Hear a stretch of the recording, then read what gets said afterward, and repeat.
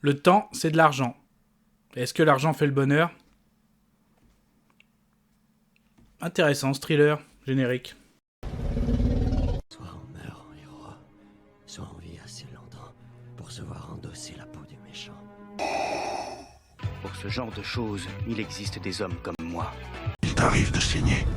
Vous pouvez respirer, vous pouvez cligner des yeux, vous pouvez pleurer. Ah, m'a ramené le conduit celle-là. Maintenant que j'ai votre attention. Accroche-toi, petit. Salut à tous, c'est Fab et Degarmat sur ma chaîne et aujourd'hui on va parler film disponible sur la plateforme Netflix en cet été 2023, Paradise. Alors la vidéo ça va faire en plusieurs parties, quelles étaient mes attentes par rapport à ce film science-fiction, le synopsis, de quoi il parle, ce que j'ai aimé et moins aimé sans spoiler, et une petite conclusion. Mes attentes ? Bah ça va être très rapide, j'avais pas d'attente, j'avais vu que ce film science-fiction allait sortir sur la plateforme, donc je me l'étais noté un petit peu dans mon emploi du temps. Alors certes, le voir pendant les vacances, peut-être pas faire la vidéo tout de suite, mais en tout cas, dès que, là je suis en train de la tourner, donc j'ai un petit peu de temps, je l'ai vu, et donc je vais voir en courant fin mi-août, elle sera disponible. En tout cas, pas d'attente particulière, c'est... du coup, de quoi il parle ce film ? Il était une fois une... Donc, de quoi il parle ce film science-fiction ? Justement, dans un futur proche, une équipe de scientifiques a réussi une prouesse. Qu'est-ce que c'est ? Ce qu'ils appellent le transfert chronos. Qu'est-ce que c'est exactement ? En gros, cette méthode qu'ils ont inventée permet de transférer des années de vie d'une personne à une autre. Alors, le pourquoi du comment ? Exemple, moi, j'ai 35 ans. Imaginez, je vends, donc oui, c'est par rapport à un échange de monnaie, je vends 5 ans de ma vie. Donc il y a une personne qui a 50 ans, qui aimerait en avoir 45, donc elle va acheter ses 5 ans. Donc par un billet, ces scientifiques vont prendre en moi 5 ans de ma vie par leur système, qui vont les donner à celui qui me les a achetés. Donc en gros, on arrive à faire du business avec des années de vie. Ouais, donc en gros, c'est ça. Par rapport à cette prouesse, on va suivre aussi nos deux personnages principaux, donc un couple qui vit dans un appartement, notamment l'une est médecin, l'autre, lui, travaille dans la fameuse entreprise qui a réussi cette prouesse, on le voit même au début du film, il essaye d'inciter des gens à vendre des années de leur vie, et là c'est un peu l'arroseur arrosé, parce que un soir, leur appartement brûle, et c'est un appartement où ils s'étaient endettés, et justement, ils avaient carrément, la personne, celle qui est docteur, avait hypothéqué des années de vie, donc tellement cher qu'elle avait hypothéqué presque 40 années de vie, donc là elle se voit forcée de donner pour rembourser les dégâts ces années de vie, donc justement 40 ans, c'est énorme, donc en gros, d'une trentaine d'années, elle va se retrouver à plus 40 ans d'un coup, et c'est vraiment, c'est flagrant, mais justement, c'est l'arroseur arrosé, parce que cette personne n'accepte pas leur sort, donc à la fois le sort de sa femme et le sort de leur couple, donc en gros, on va suivre un petit peu ce trailer sous fond de science-fiction,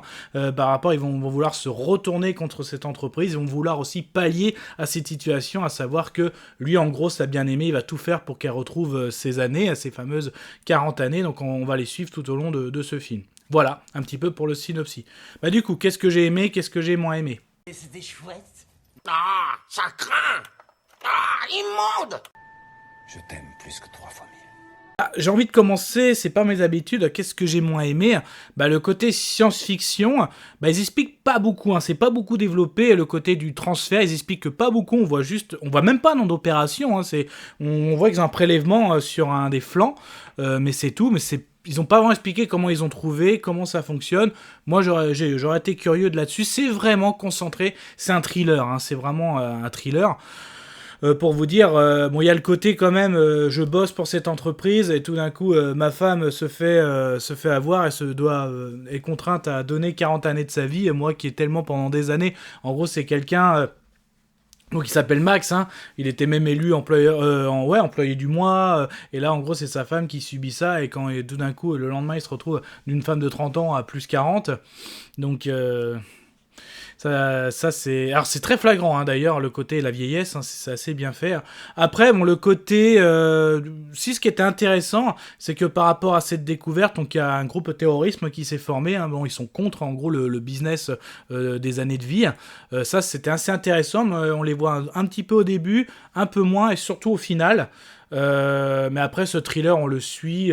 J'ai pas trop envie de spoiler, hein, mais ça reste vraiment thriller. Et le côté SF, pour moi, il est vraiment très très minime. C'est vraiment le sujet du film, mais c'est pas... Alors non, il y a pas de... C'est pas un film où vous verrez du boom boom, des explosions, de la robotique, des opérations, des explications. Non, c'est vraiment un thriller avec un sujet de science-fiction.